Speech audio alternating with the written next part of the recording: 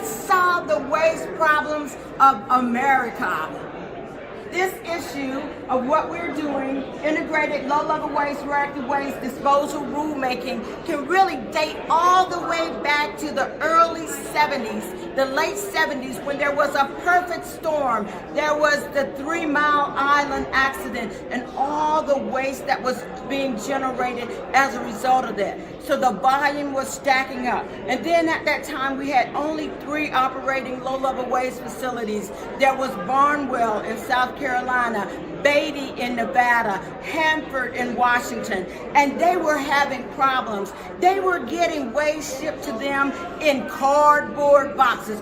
Yes, that's right, cardboard boxes. And then there was, because of these transportation problems, these 3 governors said, we no longer want to be the repository for all the waste in America. So they got together and the stakeholders got together and they petitioned Congress, and a miracle happened. They passed the Low-Level Waste Policy Act of 1980, and you know that was virtually a miracle to get something passed that fast. And then another miracle happened. In that legislation, it directed the Nuclear Regulatory Commission to come up with a framework for this thing called low-level radioactive waste. Because the thing about it, they came out in 10 CFR Part 61 in 1982. But a part of that law, when they defined low-level waste, oh my God, it was so ambiguous. They defined low-level waste as it is not high-level waste. It is not transuranic waste. It is not spent nuclear fuel. It is not uranium mill tailings. So how can we define this stuff? So NRC went about defining what was low-level waste in 10 CFR Part 61 by setting out basically 4 categorization of low-level waste: A, B, C, and then this 4th group, which we're going to address now, greater than Class C waste. And this was all set out in the Low-Level Waste Policy Amendments Act of 1985. They said, well, we did this in 1980, but the states are really making no progress in developing their own low-level waste capacity. We need to give them some incentives to move on this. So what Congress did say, hey, states, you're responsible for A, B, and C. Those are the lower hazardous things.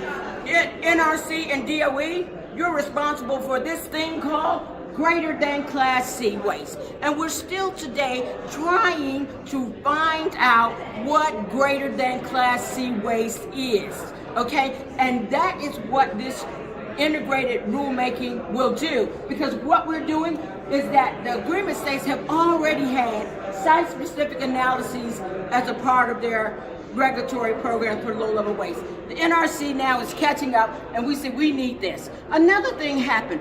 When we developed this rulemaking of Part 61 back in 1982, some 40 years ago, we did not know about all of this depleted uranium and how they would be reusing depleted uranium. And now that has basically shot over this system, our system, that system we had set up under 10 CFR Part 61. Because the bottom line, what's the bottom line? Protection of public health and safety and the environment. So what we are doing now, after the commission has given us approval to basically revise Part 61 to incorporate GTCC. In addition, back in 1985, the Low-Level Waste of Policy Amendments Act, they said some transuranic waste can be included in this definition of low-level waste.